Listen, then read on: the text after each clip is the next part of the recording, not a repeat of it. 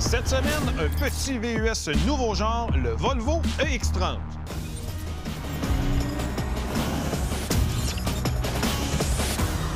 Samuel, on est avec le tout premier Volvo qui adopte un nouveau langage stylistique. On sait que le EX90 va avoir une approche similaire. Ouais. Et là, on arrive avec ce nouveau design. Oui, évidemment, on reconnaît les lignes générales du véhicule, les éléments distinctifs propres à Volvo depuis déjà longtemps, mais on fait évoluer ça, notamment avec les phares qui sont maintenant un peu plus vers le centre du véhicule. Plus long, oui. Oui, plus long, un peu plus étroit également, mais on conserve tout de même les marteaux de Thor, signature visuelle, évidemment, de Volvo depuis longtemps. Eux évoluent pas mal, là. Oui, bien, c'est ça. Au lieu d'avoir une ligne continue, on a maintenant des espèces de gros pixels qui viennent bon, donner un peu plus de texture à cet élément-là.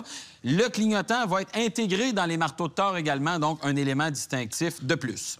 Grille de calandre aussi, grosse évolution. Ben oui, ça, c'est une grosse évolution parce qu'on n'a pas de grille à proprement parler, mais on conserve tout de même le logo Volvo avec la barre oblique. Signature visuelle, évidemment, du constructeur depuis déjà longtemps, bien intégrée à l'avant du véhicule dans une portion qui est vraiment tout à fait simple dans sa présentation. Ça marche, c'est épuré, c'est fonctionnel. Puis comme tu dis, on reconnaît le constructeur, j'aime ça. Et quand on va un peu plus bas, bien, il y a des ouvertures, du plastique texturé. On est loin de la fibre de carbone ou autre, là. Mais disons que ça ajoute un peu de texture dans le bas. Mais sur le côté, à l'avant, moi, ce que je remarque et que je trouve franchement réussi, c'est le capot très court, porte-à-faux très court également. Si tu veux mon avis, tout est pas mal court sur le EX30. À commencer par la longueur du véhicule elle-même, on est à un peu plus de 4200 mm. C'est vraiment petit comme véhicule. Mais malgré tout, les lignes, c'est franchement réussi. Et on peut parler des roues aussi, de 20 pouces sur notre modèle à l'essai. C'est une option à 1 500 $, quand même pas donné. Mais c'est du 20 pouces. Oui, c'est du 20 pouces. C'est franchement réussi en matière de style et ça permet de donner un côté un peu plus luxueux, un peu plus haut de gamme à un véhicule qui, on l'a bien dit, est assez petit. Faut quand même noter l'inspiration d'un véhicule légendaire en matière de design, la Audi TT. Oui, absolument, parce qu'au-dessus des roues dont je viens de parler, on a une arche de roue assez prononcée et la découpe du capot fait vraiment penser à la Audi TT, qui est quand même reconnue pour sa beauté déjà depuis longtemps. Et cette ligne-là se poursuit dans le phare. Donc, vraiment, un paquet d'éléments qui sont assez discrets, assez distinctifs, mais qui, une fois mis ensemble, améliorent de beaucoup le style du véhicule. À l'arrière, on suit la réinterprétation du langage Volvo vers l'avenir, littéralement, parce que c'est très moderne. Bien, évidemment, on reconnaît la ligne distinctive de Volvo avec les feux de position à l'arrière, bon, qui prennent beaucoup de place, et aussi de part et d'autre de la lunette. C'est ça, les feux verticaux, oui. Bien, on sait que c'est une signature de Volvo depuis déjà 20, 30 ans, et même peut-être un peu plus. Oui. C'est vraiment réinterprété, et c'est vraiment de bon goût, parce qu'on a su faire évoluer cet aspect-là, qui est quand même, encore une fois, un élément distinctif. Et ce que j'aime, c'est qu'on est quand même proche aussi de ce qu'on a fait avec le EX90. Donc, le lien filial reste très fort au sein de la gamme Volvo. C'est absolument logique. On a ici la couleur bleu nuage, parce qu'on pourrait dire, non, c'est un blanc cassé ou blanc... bleuté. Bleuté, si on veut, mais non, ça s'appelle bel et bien bleu nuage, avec toit noir. Il y a de l'orage. Il y a de l'orage, ça doit être ça. 5 choix de couleurs, dont un jaune qui est assez pétant et qui donne un peu de vie à la palette de couleurs, parce qu'autrement, on est dans le blanc, dans le gris ou dans le noir. Là. On sait que c'est pas trop de ce côté-là. Puis étonnamment, c'est drôle parce que c'est le genre de véhicule où Volvo aurait vraiment pu aller plus large au niveau de l'éclatement. On sait qu'on l'a déjà fait avec d'autres modèles historiquement. Partie inférieure, je trouve qu'il y a beaucoup trop de plastique. Oui, ça prend beaucoup d'espace. Évidemment, la portion de plastique qui est dans la partie inférieure du pare-choc prend beaucoup de place. On a évidemment placé la plaque d'immatriculation à cet endroit-là, mais on pourrait raffiner ça un peu quand même, là, pour ajouter un peu plus de détails. On peut-tu avoir ça noir lustré, par exemple? Peut-être, mais là, ça aurait juré avec le côté du véhicule qui, lui, a quand même un bas de caisse de couleur contrastante, couleur un noir mat, là, disons. Ça ajoute peut-être à l'aspect VUS du véhicule, quoi qu'on s'entende, on est plus proche d'une voiture que du VUS à proprement parler. Effectivement. On sait que le constructeur Volvo et son penchant Polestar insistent beaucoup sur le circulaire, donc vraiment la recyclabilité des véhicules. Qu'en est-il du EX30? Bon, en matière de matériaux, à l'extérieur, à tout le moins, c'est 25 de l'aluminium, 17 de l'acier et du plastique qui vient de sources recyclées. Donc, quand même intéressant. On ne prend pas des matériaux bruts issus de la terre à proprement parler. Donc, on utilise vraiment une économie circulaire, tu l'as bien dit, et ça va pouvoir être recyclé à nouveau pour reconstruire d'autres véhicules quand on aura atteint la fin de vie de ce véhicule-là. Peinture à 100 L'assemblage, bon, la peinture, ça va quand même une bonne épaisseur. C'est un véhicule qui est assemblé en Chine. C'est bien assemblé de façon générale, à l'exception du capot à l'avant qui est mal aligné. Il est plus haut d'un bord que de l'autre. Donc ça mériterait d'être corrigé.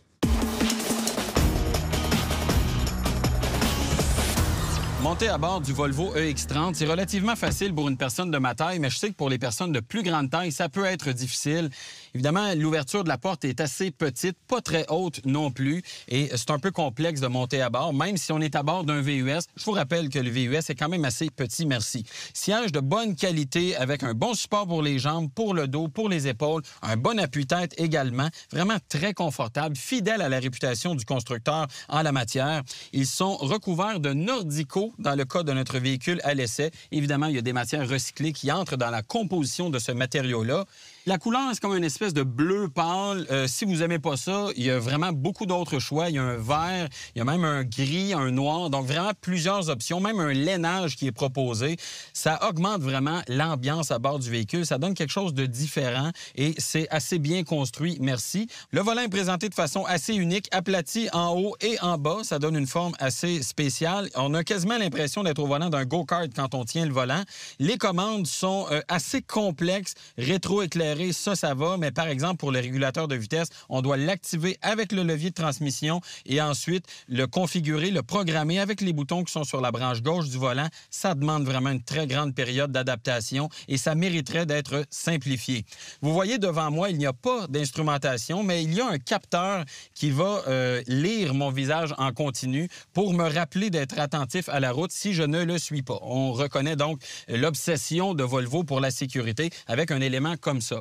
Tout se concentre au milieu avec cet écran de 12,3 pouces en position verticale. Vous avez plusieurs sections. Dans le haut, vous avez le fonctionnement du véhicule. Donc, ici, on a le rapport de transmission. La vitesse va s'afficher ici. Vous avez même des indications pour les systèmes d'assistance à la conduite. Un peu plus bas, l'élément central, bien ici, on a la carte, mais on peut superposer différents trucs en fonction des boutons qu'on a un peu plus bas. Donc, le téléphone, vous pouvez écouter YouTube, les caméras, etc. Tout va se superposer par-dessus la carte qui est, si on veut, l'écran d'accueil principal. C'est vraiment facile à comprendre. La qualité graphique est vraiment très bonne. On s'y retrouve donc assez facilement. Petite astuce dans le tableau de bord, vous avez une boîte à gants centrale. Ça élimine donc la nécessité d'avoir une boîte à gants devant le passager et ça permet au conducteur d'y avoir accès. La console, maintenant, vous vous rendez bien compte qu'il n'y en a pas. C'est remplacé par un réceptacle avec des barres très hauts, permet d'y déposer toutes sortes de choses. C'est franchement très utile et bien conçu. Chargeur par induction pour téléphone intelligent, c'est un peu loin, mais néanmoins, le téléphone va être bien maintenu en place par une languette qui est située dans le bas. 2 prises USB, accoudoir qui est à la bonne hauteur pour avoir une bonne position de conduite. Et là, vous vous dites, coudonc, il n'y a pas de porte-gobelet là-dedans. Bien, ils sont cachés dans la console. Vous avez donc 2 porte-gobelets. Vous pouvez retirer la portion supérieure pour avoir un espace de rangement. Vous pouvez même avoir un seul porte-gobelet pour dégager l'espace. Et si vous n'en avez pas besoin, vous rangez le tout à l'intérieur pour dégager un plus grand espace. Donc, c'est vraiment une utilisation de l'espace qui est bien pensée et qui facilite la vie à bord du véhicule. Présentation générale du tableau de bord, moi, je trouve que c'est entièrement réussi. C'est complètement différent de ce qu'on retrouve chez Volvo de façon habituelle. On a évidemment des appliqués de plastique avec un design unique sur le tableau de bord, même en dessous du tableau de bord. Ça donne vraiment une apparence qui est distinctive. Et si vous n'aimez pas cette finition-là, bien, bonne nouvelle, si vous décidez d'opter pour une autre couleur à l'intérieur, bien, l'appliqué va changer en fonction de la couleur que vous allez choisir. Vous avez en plus, au sommet du tableau de bord, une barre de son qui comprend 5 haut-parleurs. Il y a 4 autres haut-parleurs qui sont distribués dans le véhicule. Shine Harman Kardon de plus de 1000 watts. Excellente qualité sonore. Évidemment, ça se retrouve dans la version Ultra, la plus équipée qu'on a avec nous. Éclairage d'ambiance aussi, dont la couleur peut être modifiée. C'est vraiment joli. Mais l'aspect qui me déçoit un peu plus, c'est la qualité des matériaux. Ça a beau être recyclé, issu à 30 % de matières recyclables, il reste qu'il y a un aspect bon marché à cause de leur rigidité. Au moins, c'est bien assemblé, mais la rigidité des matériaux confirme vraiment le positionnement à l'entrée de la gamme du Volvo EX30.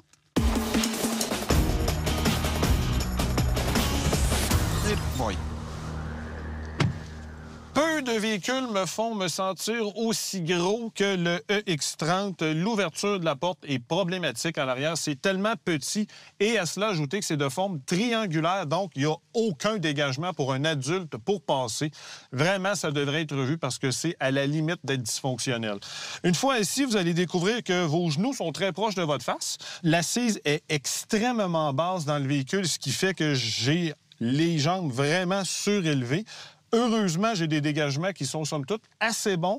Pour les épaules, c'est peut-être un peu problématique, mais pour la tête, ça va quand même assez bien. Et quand on regarde vers le ciel, on découvre le toit panoramique qui est gigantesque. Il est vraiment poussé aux extrémités et ça donne beaucoup de luminosité à bord. C'est vraiment beau l'effet que ça donne.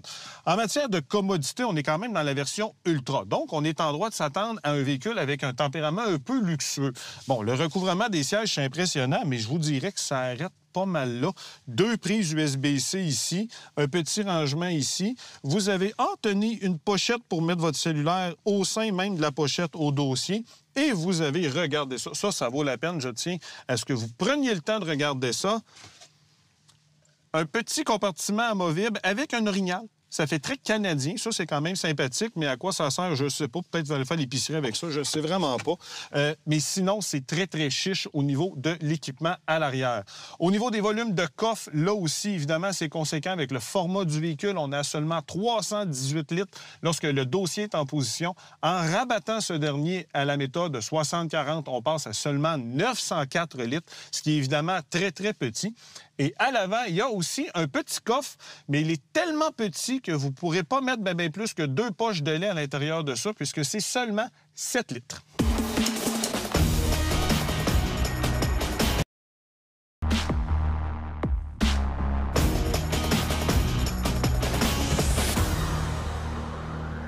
Samuel, on parle souvent du rapport poids-puissance dans l'automobile, oui. Mais là, le poids, on sait, c'est lourd, c'est un véhicule électrique. Est-ce qu'on peut parler d'un rapport poids millimètre en longueur? Bien, c'est sûr qu'on a beaucoup de puissance considérant la taille du véhicule. C'est quand même une carte de visite que Volvo met à l'avant-plan.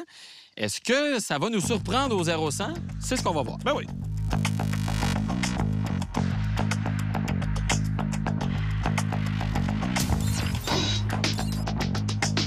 Samuel, on est à bord d'une très petite voiture qui a plus de 400 chevaux. Oui, donc on s'attend à des performances qui vont être assez élevées, merci. Et ce qui est un peu particulier, c'est qu'on n'a pas de mode de conduite à proprement parler dans le Volvo EX30. Genre éco, sport, tout ça? Non, on a absolument pas ça. La meilleure façon d'améliorer la performance, c'est d'activer la traction intégrale performante, comme c'est écrit ici dans l'écran. Ce que ça fait, c'est que ça embraye automatiquement le moteur avant, parce qu'on sait que le véhicule est muni d'un système qui peut désaccoupler le moteur avant pour favoriser l'autonomie. Donc là, on l'accouple pour avoir la pleine puissance à l'accélération. Et ce que j'aime, c'est écrit ici, privilégier la performance à l'autonomie. Et c'est là qu'on va voir si ça marche vraiment. Oui. Allons-y.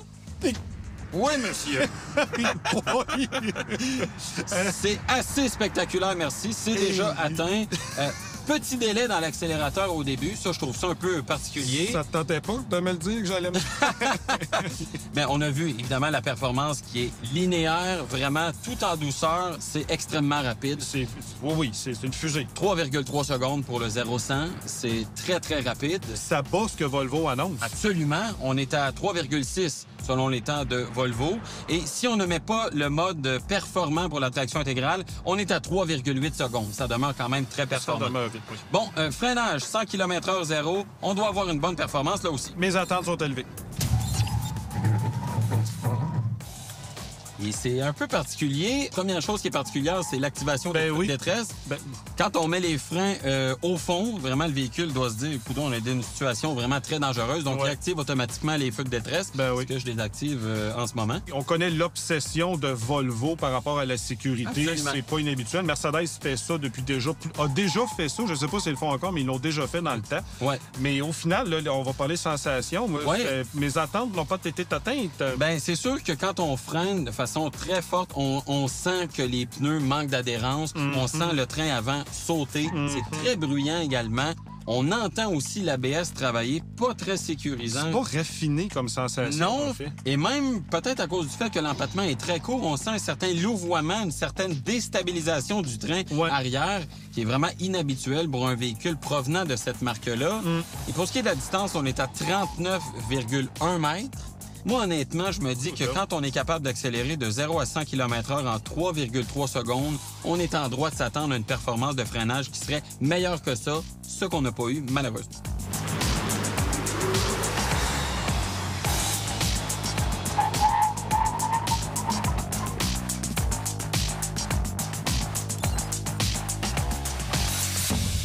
Pour cet exercice, je suis pas mal certain que tu as maintenu le rouage intégral permanent sur le véhicule. As-tu d'autres paramètres avec lesquels tu veux jouer? Bien, on peut jouer avec l'assistance de la direction, léger, normal ou lourd. Ça changera peut-être pas grand-chose, mais en matière de sensation, moi, je préfère une direction un peu plus lourde. Donc, on va essayer ce mode-là. Oui. Et on décolle pour voir justement la tenue de route, le comportement routier du Volvo EX30 dans l'épreuve de slalom. Oui.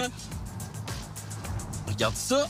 Ça se contrôle du bout des doigts. La direction, ça a l'air d'être un charme. Oui, c'est très précis et l'empattement réduit du véhicule me donne beaucoup de contrôle. Ouais, mais il y a beaucoup de tangage, par exemple. Je suis un peu surpris. Oui, les mouvements de caisse sont prononcés malgré le fait que la batterie soit, bien sûr, dans le plancher, ce qui abaisse le centre de gravité. Puis t'as pas un gros débattement de suspension non plus. Ça, je suis quand même surpris. Là. Et dans les cônes un peu plus larges, ben là, t'as peut-être remarqué, dans les deux derniers cônes, j'ai donné un peu d'accélérateur pour voir ce que les pneus avaient dans le ventre et ils ont rapidement été dépassés. Ben oui, on le sait, les assurances finesse de Goodyear. Ouais, c'est ça.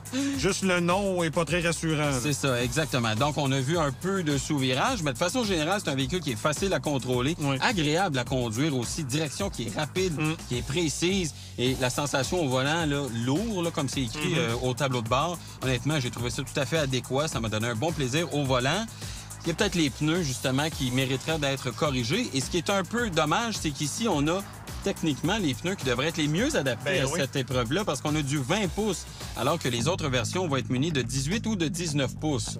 Donc, ça prend peut-être une meilleure gomme sous le véhicule. J'aimerais peut-être des suspensions un petit peu plus fermes. Pourtant, moi, je les trouve quand même assez fermes. Un petit affaire de plus.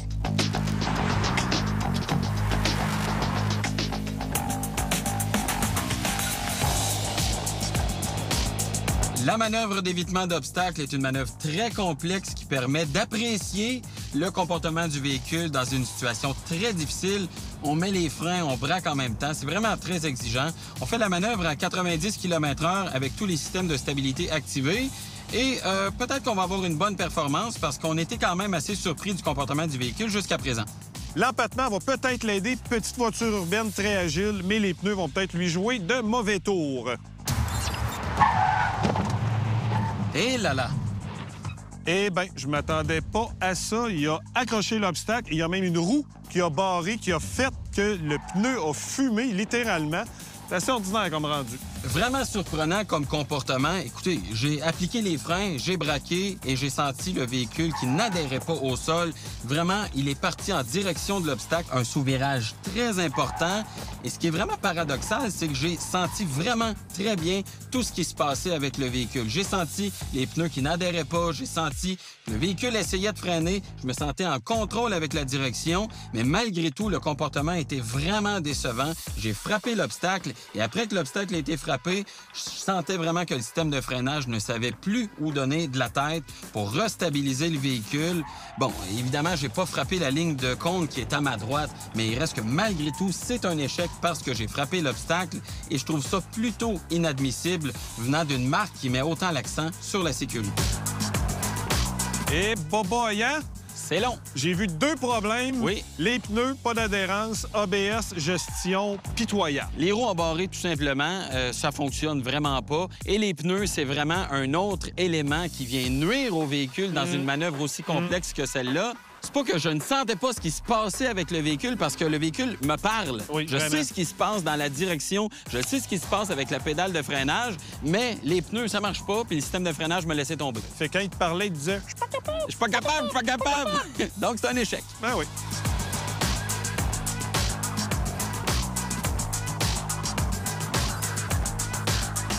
freinage automatique d'urgence à 60 km/h. Les paramètres de fonctionnement sont plutôt simples. À partir de 5 km/h jusqu'à la vitesse maximale qui est de 180 km/h pour tout type de véhicule, piétons, cyclistes, même les gros animaux. Et nous, on le fait à 60. Petit coup de frein. Et là là.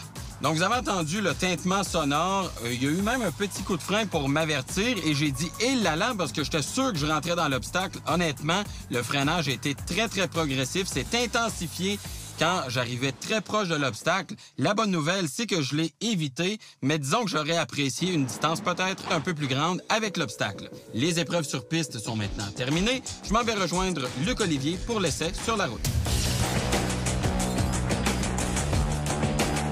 Le X30 a démontré des qualités explosives sur la piste à l'aéroport de Charlevoix. Sur la route, comment il se déploie? Bien, moi, c'est un véhicule que j'apprécie beaucoup conduire parce qu'il est compact, on l'a bien dit, mais néanmoins, on a une bonne direction, une bonne calibration de suspension. On sent en contrôle constamment de ce véhicule-là. Tu as parlé de la direction. T'as-tu le petit wouf qu'on retrouve avec les voitures suédoises Volvo d'habitude? Ben, moi, je trouve que oui, parce qu'on a une direction qui est très agile, très précise, permet d'avoir vraiment un très bon contrôle sur le véhicule. Puis honnêtement, on a du fun à conduire ça au quotidien. La réaction de l'accélérateur est bonne, on a du punch, on a de la puissance.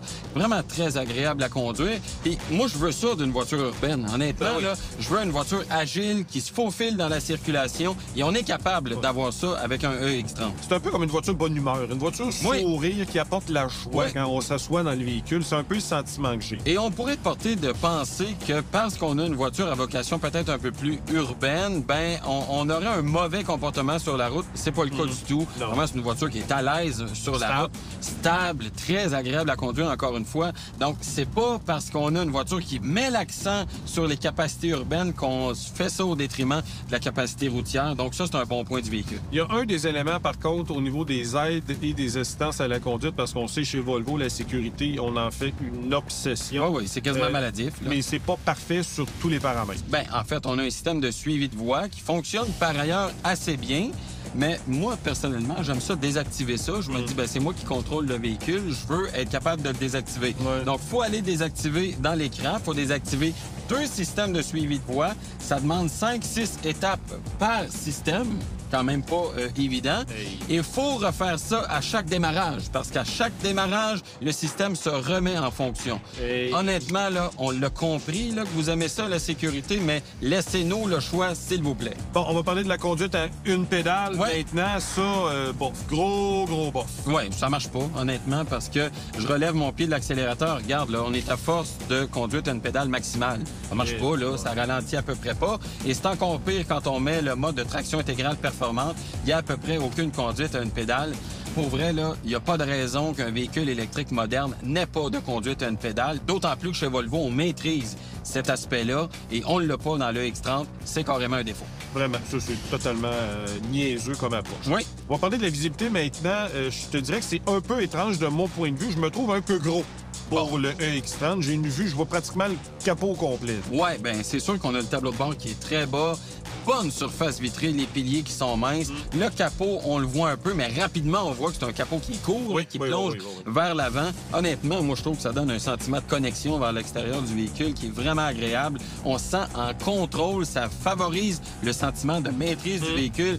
Bon, il y a vers l'arrière, là, le pilier C qui est vraiment très large, mais comme le véhicule est petit, c'est un demi-mal, j'ai envie de dire, parce qu'on se sent vraiment en contrôle du véhicule. Ça, c'est vraiment bon. Un peu comme quand on conduit un go-kart ou une Mini. Là. On a un sentiment de proximité, presque d'intimité avec le véhicule. Oui, c'est un point fort. Bon, consommation. Les gens aiment savoir lorsqu'on a un véhicule électrique et particulièrement quelle est l'autonomie du véhicule. Bon, on est à 17,1 kWh au 100 km, ce qui est peut-être un petit peu plus élevé que ce à quoi on s'attendait, compte tenu de la petitesse du véhicule, mais je rappelle qu'on a de la puissance, là. Donc, il y a un compromis qui a été fait de la part du constructeur de ce côté-là. Ce qui est plus décevant, c'est l'autonomie projetée. On est à 374 km, alors que le constructeur annonce 402. Ce qui est déjà pas très... Ce qui est pas très gros, et même dans des conditions qui sont idéales, on n'est pas parvenu à atteindre l'autonomie annoncée par le constructeur, donc déception de ce côté-là.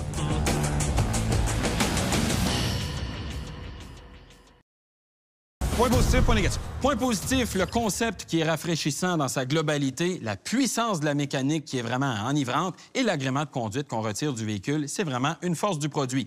Point négatif maintenant, la fiabilité qui demeure approuvée, la conduite à une pédale qui est carrément ratée et l'épreuve de l'évitement d'obstacles qui a été échouée avec le produit. Et Sam, quelle est notre recommandation? Bien, je pense qu'on a dit assez clairement qu'on n'a pas d'idée de la fiabilité de ce véhicule-là. On le place donc en évaluation, le temps d'avoir un regard très clair sur la fiabilité à long terme du produit.